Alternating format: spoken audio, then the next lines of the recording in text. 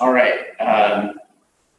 So I'm going to talk today about cardiac toxicology, and we're not going to make up any of this time. That's because totally I have fine. 20 slides. So I'm going to start with some basic electrophysiology review. I'll talk about sodium channel drugs, blockers, openers, modifiers, potassium channel drugs, toxicologic tachycardia, toxicologic bradycardia, and toxicologic ischemia. And let's start with our basic electrophysiology. So when the players in the game are our sodium channel, our potassium channels, our voltage-dependent calcium channel, our sodium-calcium exchanger, and the ryanodine receptor. And then the sodium-potassium ATPase creates the gradient that drives all of these things. So at baseline, our resting potential is determined by the potassium channel being open, and it's the chemical gradient pushing the potassium out of the cell is in balance with the electrical gradient that's pushing it into the cell, and that's what gives us our resting potential. At the beginning of phase 0, sodium channels open and sodium comes into the cell, and you see that large depolarization. At the end of phase 0, the sodium channels close and the potassium channels open, and you start to have your voltage start to come down towards the resting potential. At phase 2, the calcium channels open, and you have a balance between potassium efflux and calcium influx. And that's that plateau part of your action potential. That calcium binds to your ryanodine receptor in your sarcoplasmic reticulum, and a little bit of calcium coming into the cell causes a lot of release of calcium from the sarcoplasmic reticulum. Then calcium binds to troponin C, it causes a conformation change in tropomyosin, and that uncovers actin-myosin binding sites, and that causes contraction. That's what couples your depolarization to contraction. And then for phase 3, your calcium channels close, and it's basically just your potassium rectifying current that brings your potential back down to the resting potential. And at that point, your gradient that's created by your sodium-potassium ATPase allows your sodium-calcium exchanger to get the calcium back out of the cell. And you're back to resting phase. So the correlate between the surface EKG and the cardiac action potential, your QRS is your phase 0, your plateau is your QT interval, and your T wave is your phase 3. So when we talk about prolonged QT interval, I think people have a little bit of difficulty because there's a lot of different things that can prolong your QT. So one is you can increase sodium influx. So sodium channel openers like aconitine can do that because it takes longer for all the sodium to get into the cell. You can, and kind of counterintuitively, sodium channel blockers also prolong your QT because they'll slow the sodium influx into the cell. So both sodium channel openers or sodium channel blockers will do it. And then what most people think of when they think of prolonged QT is the prolongation of the ST part of your QT. Because remember, the QRS is part of your QT, which is why the sodium channel drugs affect your QT interval. But when most of us are thinking about potassium channel drugs, which is prolongation of the ST part of the QT segment. Right, so this is a sodium channel opener. You'll see that the potential actually goes more positive because you have more sodium influx, but it takes longer to do that, and that's going to prolong your interval. If you have a sodium channel blocker, like a tricyclic antidepressant, it's going to cause the slope of that phase 0 depolarization to be less steep, and it's going to take longer, and that prolongs your QT. And then finally, if you prolong repolarization by blocking potassium channels, then that's going to prolong your QT by prolonging your repolarization.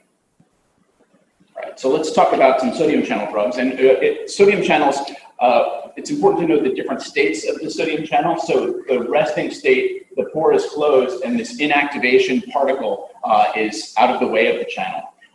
The channel opens, and then before the channel closes, it actually is rapidly inactivated by that inactivation particle blocking the channel while it's still open. And then finally, the channel closes, and then the particle comes back out of the way and returns it to resting. So different drugs can act on different parts of this cycle. The most important drugs to know that act on sodium channels are sodium channel blockers, and the classic are the tricyclic antidepressants. Other ones that are recently relevant are things like chloroquine and hydroxychloroquine that potentially a lot of people have been exposed to recently. So the most important thing to know about this is class 1A and 1C sodium channel blockers have a higher affinity for the sodium channel and spend more time blocking that channel than 1Bs. So 1Bs are things like lidocaine and phenytoin, and those are fast on and off. And because of those kinetics, they don't tend to prolong your QRS. So 1As and 1Cs are actually arrhythmogenic, whereas 1Bs tend to not cause dysrhythmias. The best data for the QRS interval as a marker for toxicity is for tricyclic antidepressants. And in this study by Bonner and Lovejoy, they found that actually the EKG is a better marker for predicting outcomes from tricyclics than even serum tricyclic levels, because you're directly measuring toxicity. And if your QRS is under 100 milliseconds after a tricyclic antidepressant ingestion, you're not going to have any consequential toxicity. If your QRS is over 100 milliseconds, then you have a 1 in 3 risk of seizure. And if it's over 160 milliseconds, you have a 1 in 2 risk of dysrhythmias. Another thing that we can look for with sodium channel blockers, and the best data is for tricyclic antidepressant poisoning, is what's called the terminal 40 millisecond right axis. And for this, in lead AVR, you'll see normally you'll just see a QS wave, but if you see an R wave at the end of AVR, then that is a marker of sodium channel blockade. And it's because the right-sided depolarization tends to be blocked more by sodium channel blockers than the left-sided, and you're unmasking that right-sided depolarization at the end of the QRS complex because it comes later than normal. Normally it would be buried in your left ventricular depolarization, so you don't see the right ventricular depolarization. But because the right-sided is more delayed, it happens later in time, and so you're able to see it, when normally it would just be masked by the left ventricular depolarization that has the axis in the opposite direction. So lead AVR, you'll see an R wave at the end of the QRS. Leads 1 in AVL that look at the heart from the left are going to see a S wave at the end of the complex. So this is an EKG showing sodium channel blockade, and you can see that prolonged QRS, and you can see in lead AVR that terminal 40 millisecond right axis. Now, this wouldn't actually be the best example of a tricyclic EKG because it's missing one thing. Anyone tell me what that might be? So it's probably not tachycardic enough for a classic tricyclic antidepressant poisoning, because tricyclics are also anticholinergic. So classically, you'd see this kind of morphology, but with tachycardia would be what you classically see with tricyclics. So treatment of tricyclic antidepressant poisoning or other sodium channel blocker poisoning is sodium bicarbonate. And sodium bicarbonate does two things. One, you're giving a big sodium bolus at once that gets to the heart and overcomes the sodium channel blockade. And typically we'll give 1 to 2 milliequivalents per kilo. And if we see narrowing of the QRS, we'll start an infusion of sodium bicarbonate.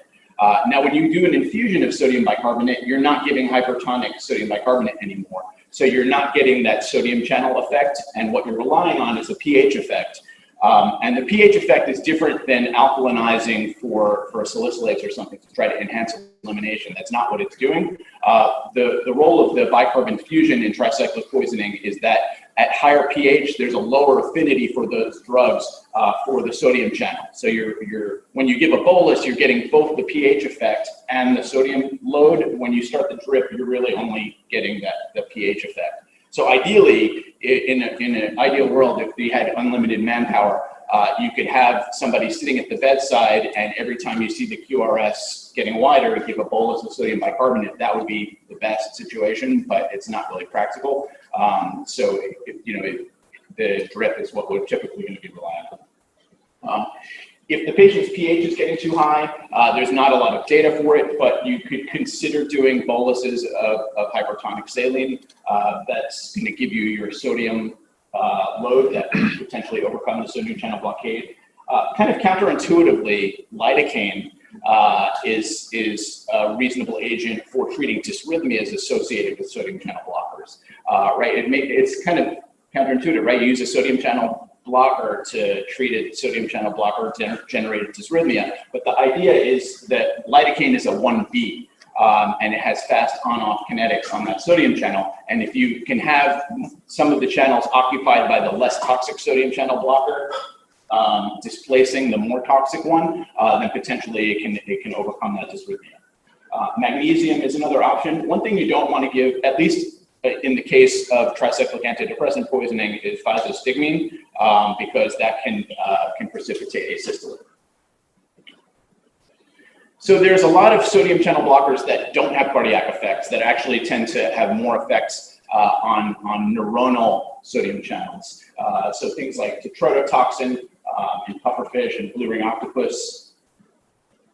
We have sodium channel activators, things like aconitine that's in our aconite or monk's hood. Rhododendron has bryonotoxin. Delphinium has delphinine. And veratridine is in our veratrum, which is the bottom left. So all of these are sodium channel activators, and they tend to cause Y-complex tachycardias. You can even see dysrhythmias that we don't typically think of as sodium channel, that we typically think of more as like a dig-like dysrhythmia, like bidirectional VTAC can be seen with the aconitine. The treatment for these is amiodarone or lidocaine. You can use pacing and then mechanical modalities like cardiopulmonary bypass or ECMO or balloon pump. Another example of sodium channel drugs that tend to affect more neuronal transmission, batrachotoxin, which is in the poison dart frog, brevetoxin, which is in paralytic shellfish poisoning, and ciguatoxin, which is what's responsible for ciguatera. And then final sodium channel drugs, these are modifiers. They block inactivation, but not closing or opening of the sodium channel. So the cone snail has conotoxin, and the funnel web spider has batrachotoxin. And these tend to be neuronal sodium channels, not cardiac ones. All right, let's look at some potassium channel drugs. So again, this is prolongation of repolarization and thereby prolonging your QT interval. And what we worry about are delayed after depolarizations and early after depolarization. So if you have a delayed after depolarization, it can, basically it's like a PVC that didn't quite make it, is a way to think about it. And what can be more dangerous is when you have early after depolarizations, one that kind of come on the T wave. You can see that kind of shoulder on the T wave there in a lot of these. And when that happens, you basically get R on T, and that can precipitate torsacaplan. And that's kind of the thing that we worry about most when we see people with prolonged QT intervals. So here's that happening. So in general, what happens with drugs that cause prolonged QT interval is they set up a substrate for dysrhythmia. And then you typically are going to need some kind of stimulus on top of that substrate to precipitate the dysrhythmia. So the prolonged QT is the substrate, and then early after depolarizations or delayed after depolarizations, or things like an epistimulus. So for instance, the kind of classic situation is if sudden sniffing death in kids abusing inhalants. They may contain halogenated hydrocarbons that block potassium rectifying current. And so kids abusing those drugs will have that prolonged QT substrate. So say kids are abusing it in a bathroom, an authority figure walks in and startles them, and then they drop dead. That's called sudden sniffing death. And it's that release of catecholamines on top of the substrate of prolonged QT that actually precipitates the dysrhythmia. So there's a ton of QT drugs out there. These are some of the more common ones that we worry about. So butyrophenolines like haloperidol or droperidol, phenothiazines, like chlorpromazine, methadone, cisapride. We're probably not likely to see a lot of patients on that. Macrolides is one that we use a lot. Terfenadine, and obviously antidysrhythmics are also pro-dysrhythmic. Arsenical chemotherapeutics like arsenic trioxide and amiodarone, all of these are QT prolongers. And there's more of them than you can ever possibly memorize. So it's good to use a resource like Credible Meds. If you go to qtdrugs.org, it'll redirect you to this, and it will allow you to search for a drug and see whether it's associated with prolonged QT. Also to kind of review the list, and it kind of gives you a sense of how common it is. Is it something that's just been in case reports, or is it something that actually happens a lot? So this is a useful resource, but you can also use your apps on your phone, like Hippocrates, to look for whether the drugs that a patient is on potentially can do this. What's the most common cause of QT prolongation that we're going to see in patients in the emergency department? What's the first, when you see a patient with a prolonged QT, what's the first thought that you should have? Hypokalemia. Okay, so in the front, hypokalemia, hypomag, and what's the third one that you should always think of with the other two? Hypocalcemia, yeah. So your first thought when you see a prolonged QT, check the electrolytes, check the med list, and then if they're not on any meds that do it and their electrolytes are normal, then it may be congenital prolonged QT syndrome. So in terms of treatment, so Torsade, if they're in Torsade, then electricity, so cardioversion or overdrive pacing, magnesium, and whether there's a role for magnesium just for prolonged QT without evidence of Torsade is a little bit controversial. Antidysrhythmics, lidocaine or amiodarone, and this is another situation that seems a little weird, right? Because amiodarone prolongs QT, and now I'm saying maybe amiodarone is a reasonable choice for treating a dysrhythmia that's caused by prolonged QT. And we'll talk in a second about why amiodarone is a little bit unique among QT prolonging drugs. And then what's a little bit counterintuitive is beta blockade, right? Because we usually think of treating VTAC with epi, a beta agonist. And here this is, and remember that Torsade is a form of VTAC. Beta blockers are kind of the opposite. And here you're trying to prevent that next stimulus that's going to precipitate a dysrhythmia. So this isn't something that you're typically going to do to treat someone who's actively in Torsade, but once you get them out of Torsade, giving a beta blocker can prevent the next episode.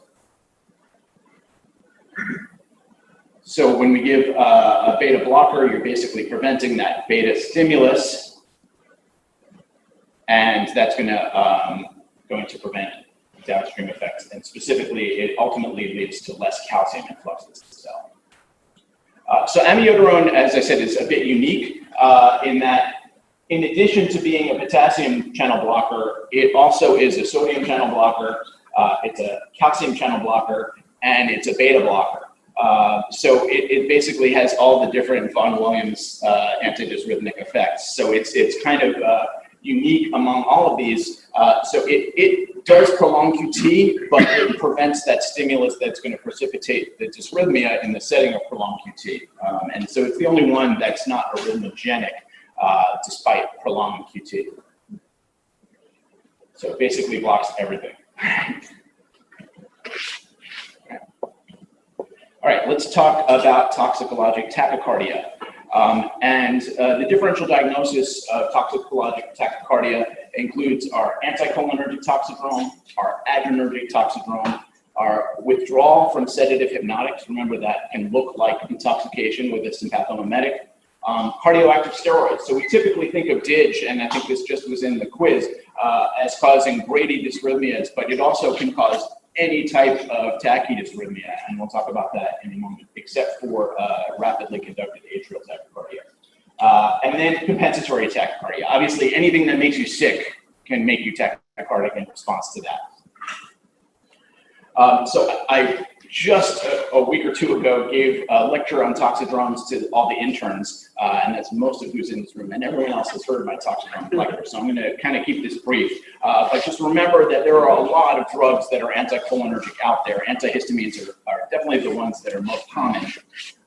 And so basically anti-parasympathetic, anti-spleclams, and delirium is what we look for our anticholinergic toxidrome. Remember this really bad mnemonic that doesn't help anyone at all, I don't think, but you get flushing, you get hyperthermia, you get dry mucous membranes, urinary retention, your pupils are dilated and can't accommodate, and you get that central delirium effect. And if you like the pepper mnemonic better, maybe that helps, especially Matt as a pepper.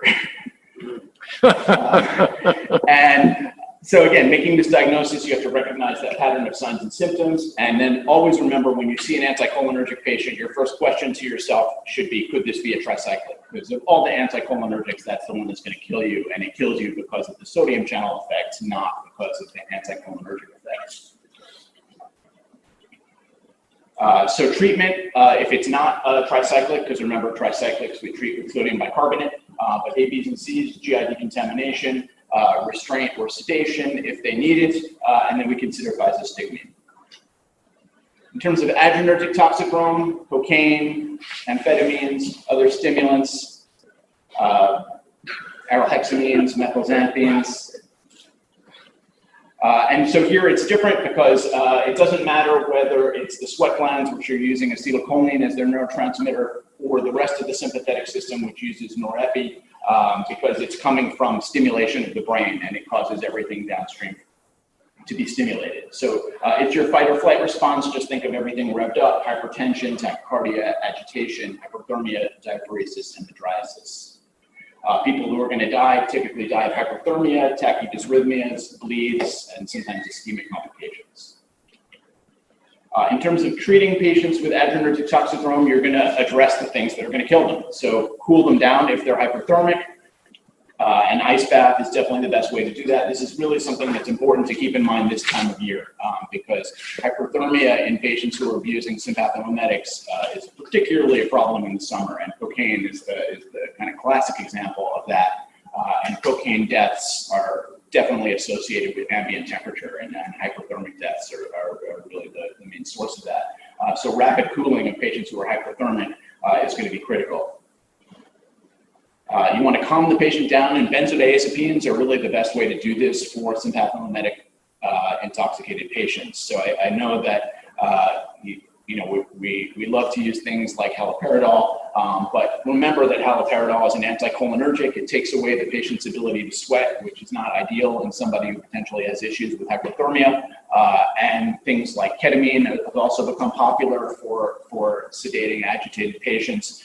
But ketamine is actually an indirect sympathomimetic because it blocks reuptake of catecholamines. So really, your go-to drug should be a benzodiazepine in these patients.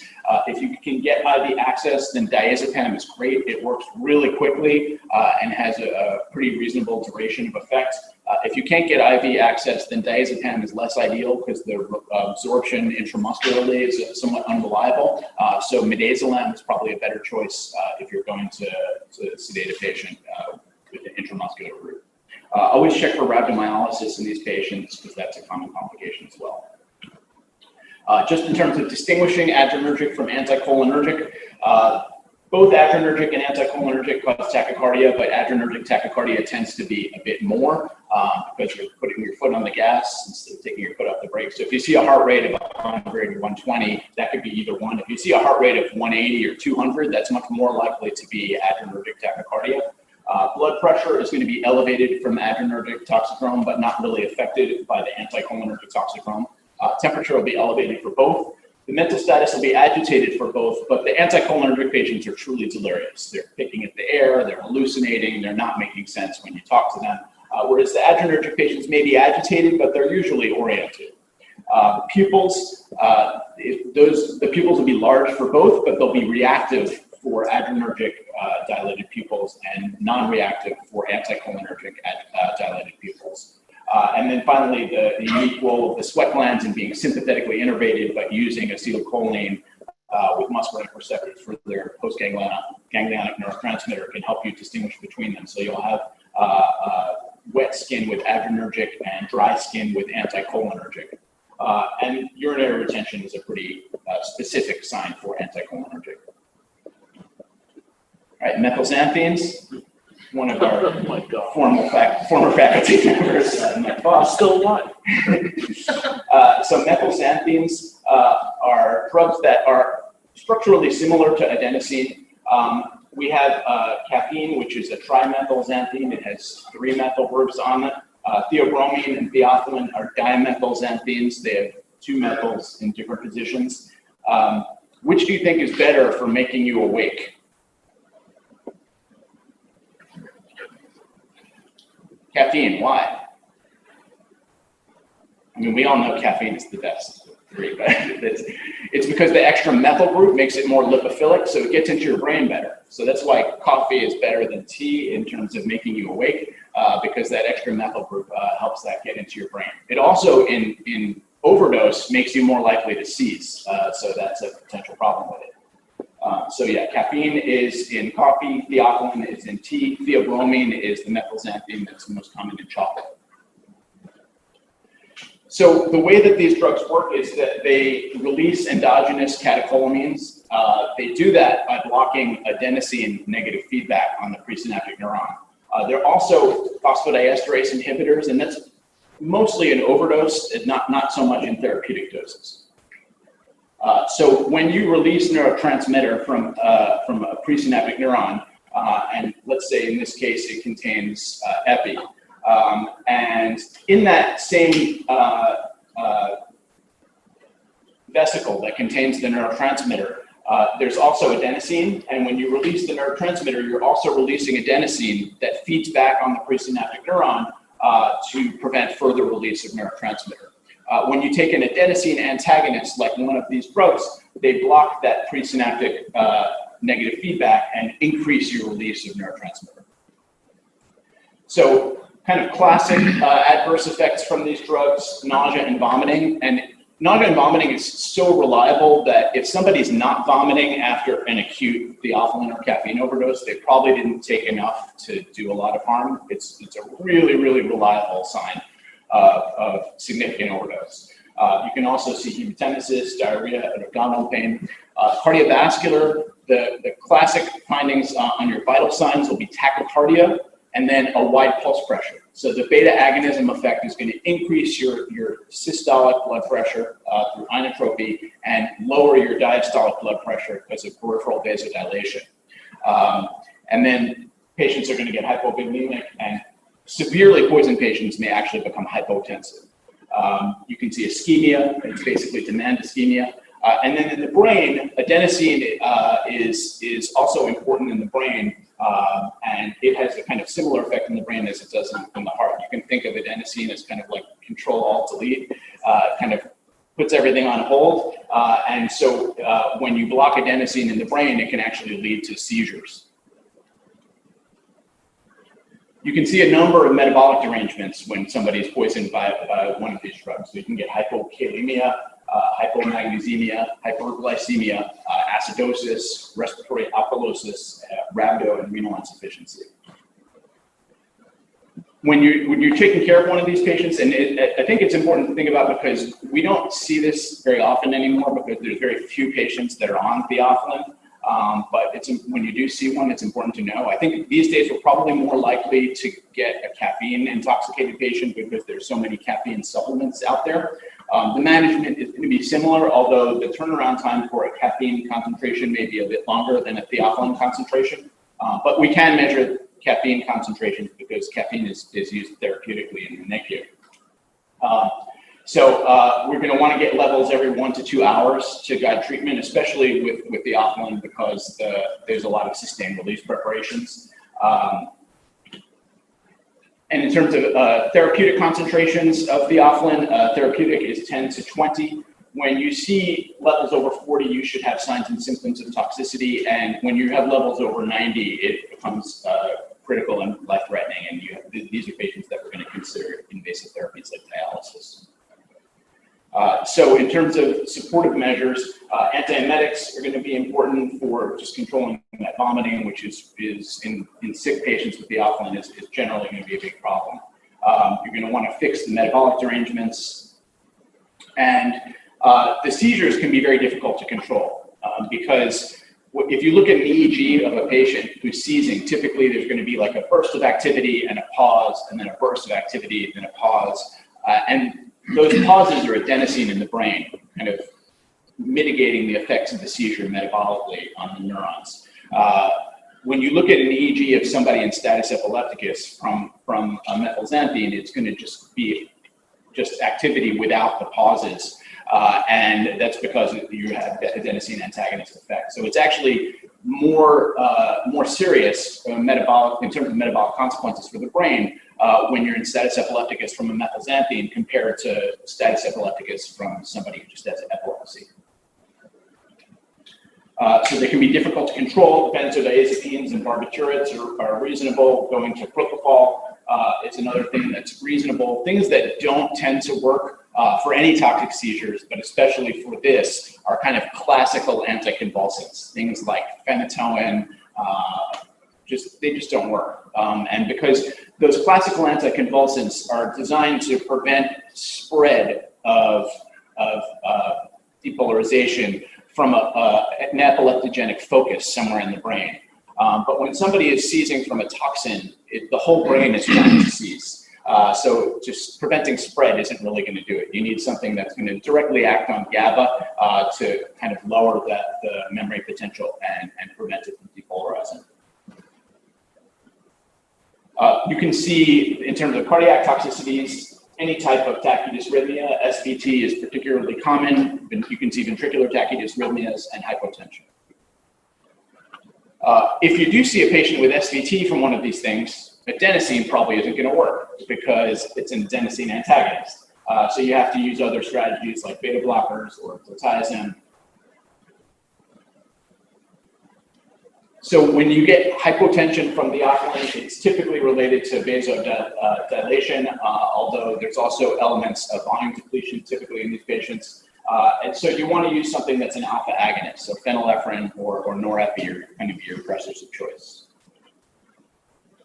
GI decontamination, once the patients typically will have decontaminated themselves to some extent through all the vomiting that these drugs cause. So you probably aren't going to need to do something like lavage in them. But you will consider charcoal, and multi-dose charcoal is particularly useful in these patients. This is actually the best demonstration of the gut dialysis concept, using a low concentration of drug in the GI tract once you put charcoal there to draw a drug that's already been absorbed out of the blood and into the GI tract. And this is a study by Berlinger where they gave intravenous aminophylline, which is a theophylline prodrug, to volunteers, and then gave one group of them oral activated charcoal. So again, this is no drug in the GI tract to start. You're totally giving intravenous drug. But when you give the oral activated charcoal, it significantly improves the clearance of the drug. And actually, if you do hemodialysis or charcoal hemoperfusion, those will also enhance clearance of the drug, but actually multi-dose charcoal is pretty close to dialysis in how much it enhances clearance of the drug. So who do we dialyze? Patients with levels over 40 that have signs of significant toxicity like seizures, hypotension, dysrhythmias, or you can't control their vomiting. In acute overdose, a level over 90 is kind of the idiot level. If it's over 90, you don't even have to think anymore. That patient needs dialysis. Acute on chronic, meaning somebody who's therapeutically on theophylline who takes an overdose of it. A level over 74 hours after ingestion is an indication. And then chronic therapy, there's not a good answer. It's mostly going to be based on symptoms, but a lot of people are going to consider it when you get in that 40 to 60 range of serum concentrations. So kind of one way to remember some of the important points here, the threes of theophylline. Three mechanisms of action. They enhance release of catecholamines, they're adenosine antagonists, and they're phosphodiesterase inhibitors.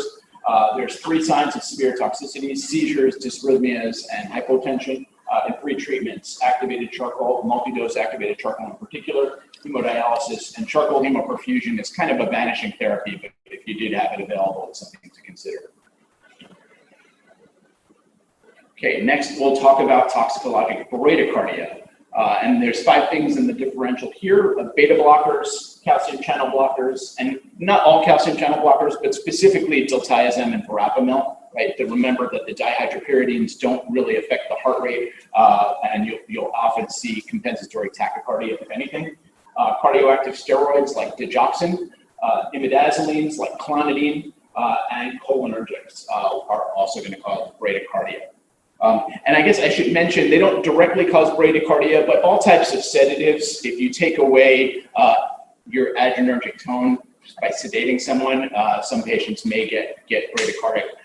just when they're sedated, but that's not really a direct pharmacologic effect of those drugs.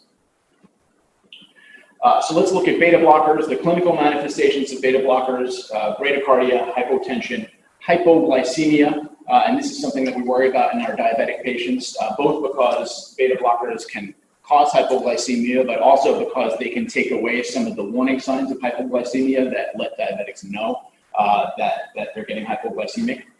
Hyperkalemia and altered mental status. And this is, the alteration in mental status is particularly prominent in elderly patients, and even a therapeutic dose can sometimes make older people confused, and especially with the more lipophilic beta blockers like propranolol, it's pretty common to see confusion in those patients.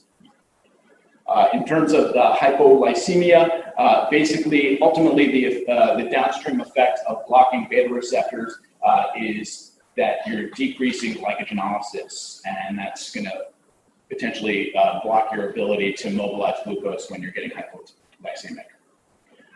Beta blockers also can cause hyperkalemia. Remember, and an easy way to remember this is giving beta agonists as part of our treatment for hyperkalemia, right? We're giving albuterol. Beta blockers to the opposite. So it's not uncommon to see hyperkalemia in the setting of a beta blocker overdose. Calcium channel blockers also cause hypotension and bradycardia, except with the dihydropyridines. Hyperglycemia, so opposite effect on glucose of the beta blockers, and a relatively preserved mental status. So if you see that 80-year-old patient with a heart rate of 30 and a blood pressure of 60/40 and they're awake and talking to you, that's a really classic calcium channel blocker patient. It tends to preserve the mental status even in the setting of unstable vital signs.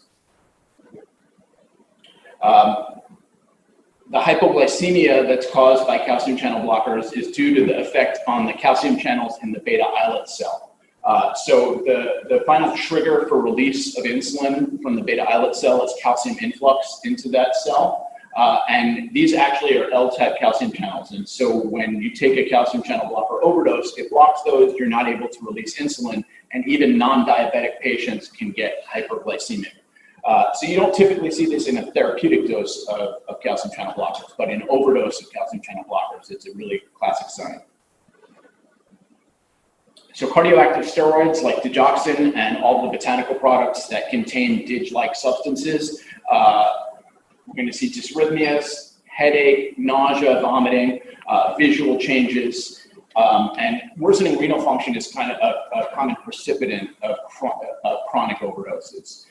So when we think about overdoses, acute versus chronic, acute is somebody taking a handful of DIG pills versus chronic, the older patient who's on a therapeutic dose of DIG that has, gets dehydrated or something, and their kidney function gets worse, and they accumulate a super therapeutic concentration over time. And so they can present somewhat differently, and it's important to keep that distinction in mind as we go forward thinking about toxicity of these agents. The visual changes, people will often reference this Van Gogh painting, Starry Night, the kind of halos around lights, yellowing of the vision is also described. I've never seen a patient that actually complained of this, but it's something that always shows up on board exams and things like that. So the dysrhythmia, as you can see from cardioactive steroids, are kind of complex. So you can get any type of bradydysrhythmia, and that's actually effects on the vagus nerve that are slowing the heart. So you can get any type of AV block, you can get sinus bradycardia, you can get ventricular tachydysrhythmias, so VFib, VTach, and that's from myocardial irritability, and I'll talk about it in a second what I mean by that. And then you can get rapid atrial rhythms with a slow ventricular response, so AFib with a high degree of block, or SVT with a high degree of block. What you won't see is a rapid atrial rhythm with a rapid ventricular response. And the reason is that if you have enough DIG around to cause that irritability and a rapid atrial rhythm, you should have enough DIG around to give you the vagal tone to block its conduction to the ventricle. So that kind of classic thing that you'll see, the classic DIG rhythm is AFib or A-flutter or SVT with a high degree of block and a slow ventricular response. So going back to our myocyte, we have all the players in the game, and at the end of the cardiac action potential, you have all of our calcium in the cell. And remember that cardioactive steroids block that sodium-potassium ATPase that drives the sodium-calcium exchanger that gets calcium out of the cell at the end of each cardiac action potential. If you block your sodium-potassium ATPase, you're less able to get calcium out of the cell at the end of each action potential. You're going to have more calcium in the cell, which is a good thing if you have congestive heart failure, right? That extra calcium gives you a little bit more inotropy, but that extra calcium in the cell also is more positive charges in the cell, and it's going to raise your resting potential and bring it closer to threshold. And that's what we mean by myocardial irritability. It's closer to threshold and easier to trigger a depolarization that's going to lead to AFib or AFlutter or VFib or VTAC. Another thing that you can look for on EKG that can be a big clue for one of these is your DIG effect. And this is that kind of scooped ST segment and also a prolonged PR interval. That scooped ST segment was dubbed by Dubin, who wrote that kind of classic intro EKG book, as Salvador Dali's mustache, the surrealist painter, and kind of looks like half of his mustache. You can kind of picture it that way, but it's that kind of scooped ST depression there. So one clue that you're dealing with a cardioactive steroid, besides the underlying rhythm and DIG effect on EKG, compared to a beta blocker or a calcium channel blocker, is that patients with DIG poisoning typically have better blood pressures, right? So kind of classic for a beta blocker or calcium channel blocker is bradycardia and hypotension. But DIG patients generally have a better preserved blood pressure because of the inotropy that's provided by that extra intracellular calcium. The role of potassium is often confusing for people when looking at what it means in the setting of DIG poisoning. And here it's really important to separate in your mind acute overdose, taking a handful of pills, and chronic overdose, somebody who accumulates that super therapeutic concentration over time. So in an acute overdose, a high potassium is a marker of lots of sodium-potassium ATPases being blocked all over your body. And so it's basically a lot of extracellular potassium because of that. So it's a marker that you took a lot of DIG, and it's a marker for poor prognosis. And this comes from a study by Chantal Bismuth in 1973. And she did this study in France where they were using digitoxin, not digoxin, but it's basically the same thing. And this was before there was an antidote to DIG poisoning. There was no DIG-specific FAB. And what she did was looked at patients, whether they died or whether they recovered, and what their potassium was when they presented to the hospital. And people whose, basically just plotted a point for each one of them. People whose potassium was over 5.5 all died. People whose potassium was under 5 all lived. And if your potassium was between 5 and 5.5, then you had a 50-50 shot. So it's a really good marker for bad outcomes in an acute overdose. In a chronic overdose, low potassium is actually part of the pathophysiology that makes you more likely to have symptoms and EKG manifestations for any given DIG concentration. So it's not really a marker in this setting. It's actually part of what gets you sick. Because if you have low extracellular potassium, fewer positive charges outside the cell is the same electrophysiologically as more positive charges inside the cell. So if you already have a problem with the resting potential being higher than normal because of extra intracellular calcium, lower extracellular potassium is going to also raise your resting potential and make you more likely to have a dysrhythmia. So just to highlight the differences between the various causes of bradycardia from a toxicological perspective, obviously all of them lower your heart rate because that's why they're in the differential diagnosis for toxicological bradycardia, but remember that dihydropyridines don't do that. Blood pressure, most of the things that lower your heart rate also lower your blood pressure, except for cardioactive steroids, which tend to raise the blood pressure or at least keep it normal in the setting of an abnormal rhythm. Cholinesterase inhibitors typically don't have much of an effect on the blood pressure. History, the kind of pre-existing illnesses that might tell you what meds somebody might be on can be helpful. For cardioactive steroids, patients complaining of visual changes can be useful. Nausea and vomiting is another clue for cardioactive steroids. Clonidine and other imidazolines, we think about patients who have opioid use disorder may be taking clonidine to mitigate signs and symptoms of withdrawal. And in general, actually, imidazolines like clonidine have kind of opioid-like effects, and we can see that clinically in overdose with things like sedation and meiosis. The physical exam and the history are going to also be important for identifying your cholinesterase inhibitors. So patients with Alzheimer's dementia or myasthenia might be on meds that are cholinesterase inhibitors, or people working with pesticides. Mental status tends to be altered for beta blockers, preserved for calcium channel blockers. Sometimes it's altered for DIG, especially for older patients. Clonidine patients tend to be sedated, and then the cholinesterase inhibitors, it may be normal, but in severe poisoning, you may have seizures. Physical exam is going to be most useful for identifying your cholinesterase inhibitors. That's going to be your sludge, toxidrome, and your BBD. And then clonidine is going to have your opioid-like effects. Most of the others don't have significant effects on the physical exam other than the vital signs, but sometimes beta blockers can cause bronchospasm. Glucose is going to be useful for distinguishing beta blockers from calcium channel blockers. Low glucose is classic for beta blockers, high glucose for calcium channel blockers. And then potassium being high is a marker for beta blocker poisoning. And remember, for cardioactive steroids, it depends on if you're talking about acute or chronic. High potassium is a marker for bad outcomes in acute overdose. Low potassium is part of what gets you sicker for any given DIG level if you're DIG poisoned. And sometimes even just repleting that potassium will make a patient get better if they have just a slightly elevated DIG level. Okay, let's look at the treatment for these agents. So for beta blocker overdose, things that are probably helpful. GI decontamination. A lot of these are sustained release preparations. There's probably going to be some gut burden of drug, and they may be getting sicker as they're continuing to absorb the drug. So patients that are sick enough to get intubated, think about lavage, think about multi-dose charcoal and whole bowel irrigation for these patients to try to clear the GI tract. Fluid bolus, if they're hypotensive, is reasonable.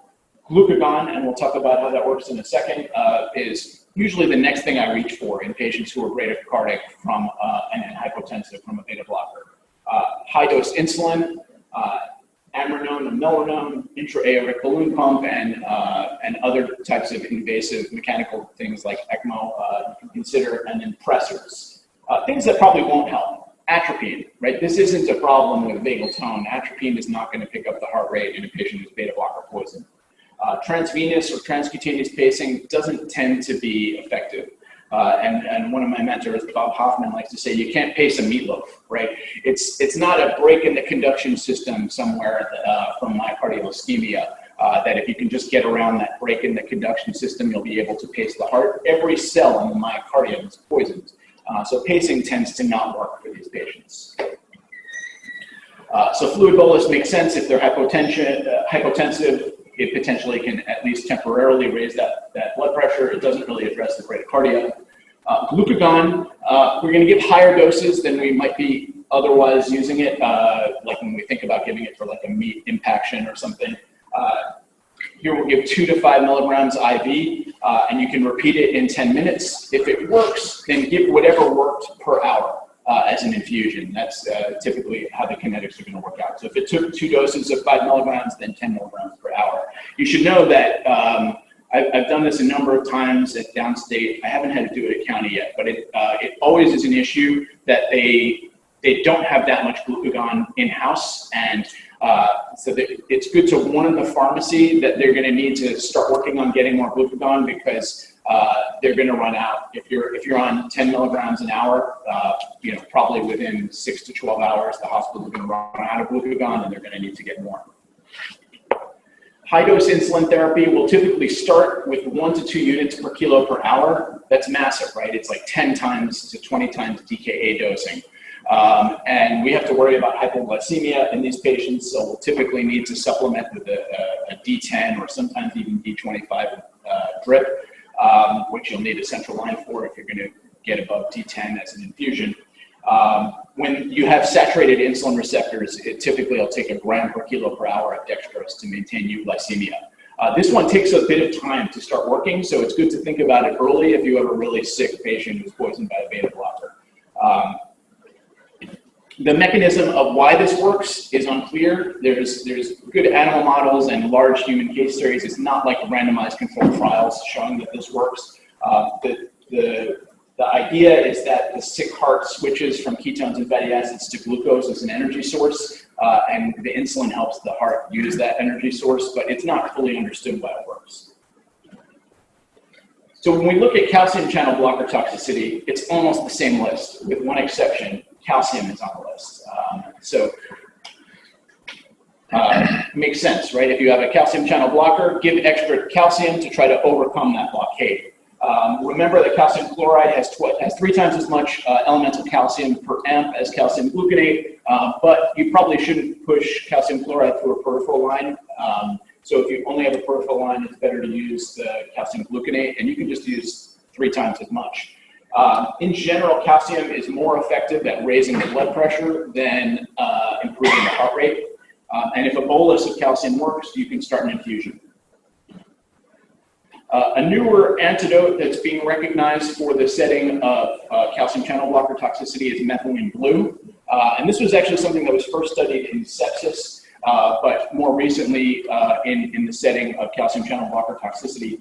Methylene Blue interferes with nitric oxide mediated smooth muscle relaxation and vasodilation. So it basically stops formation of nitric oxide and stops nitric oxide mediated formation of cyclic GMP, which is going to cause calcium release from the sarcoplasmic reticulum. So basically, it's going to prevent that vasodilation that you see, and it potentially can mitigate the effects of calcium channel blocker vasodilation. One other thing to think about for verapamil or diltiazem poisoning is lipid rescue therapy. The idea is if you put a big lipid compartment into the bloodstream, a lipid-soluble drug like verapamil will hang out there instead of going to places where it can cause more harm, like the heart. It also provides energy to the cell, and there's evidence for both of those effects having a contribution in animal models. You typically are going to have to get this from the pharmacy. It's not stocked in the emergency department. So you need to think about it and make a call to pharmacy. The lipidrescue.org is an organization that has this website and has all the data behind lipid rescue for various toxins. But the best thing is when you go to the website, there's the click here if you need help right now, and it gives you exactly how to order it for a toxin. And it's probably best studied in local anesthetic systemic toxicity, but verapamil is one of the things that has the best evidence other than local anesthetics. In terms of treatment of cardioactive steroids, here we really have a true antidote. It's not just a treatment, it's an antidote. And DIG-specific FAB, which is basically the antigen recognizing part of your antibodies cleaved off from the FC portion, and this is an ovine-derived polyvalent antibody. Digivine was the first one on the market, and then Digifab came out, and the price came down a little bit. But recently, the price has been rising a lot again, which is unfortunate. Who do we give Dig-specific FAB to? Well, in an acute overdose, if they have EKG evidence of toxicity, certainly if they have a dysrhythmia, but even a number of PDCs, which is a really common manifestation, that's probably a good indication for it. If the Dig concentration is over 10 to 15 nanograms per ml, if their serum potassium is over 5 after an acute overdose, based on Chantal Bismuth's study that we talked about before, so based on just the history alone of a large ingestion, so over 10 milligrams in an adult or over 4 milligrams in a child is reasonable to give Dig-specific FAB.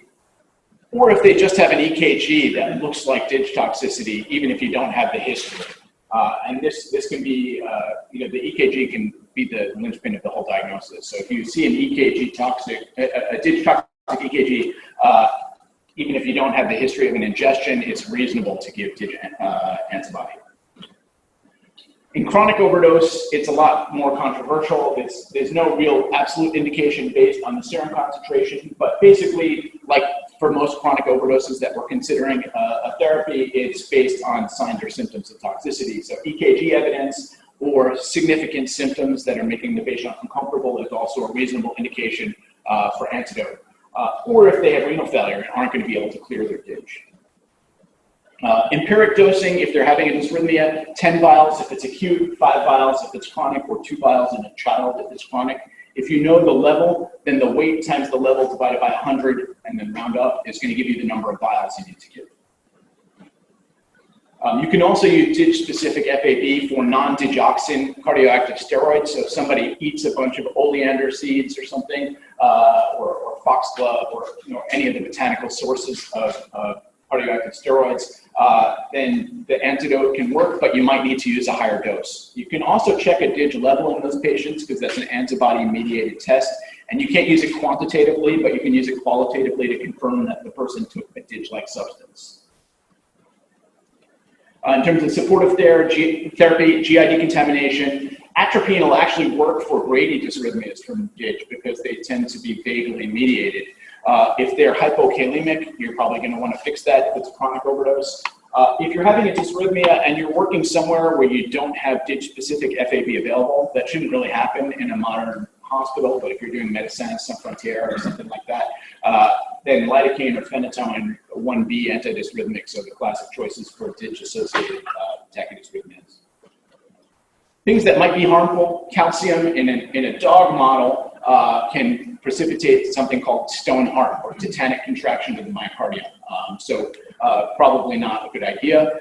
And then transvenous pacing in a case series by Taboulet found that there was increased risk of dysrhythmic death.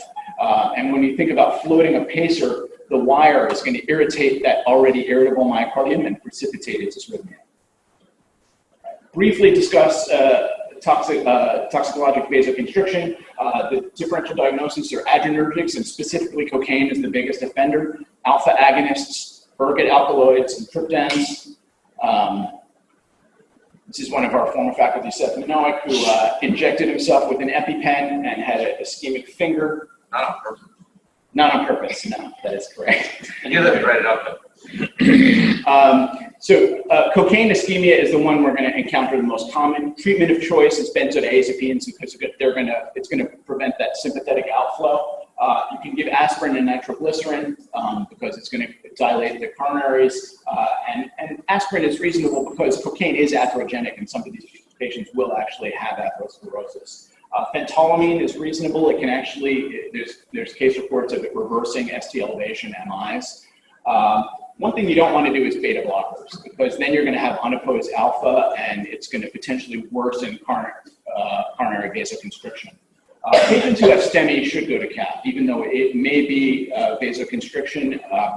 Some of them are actually going to have lesions that are going to be cleared by CAP.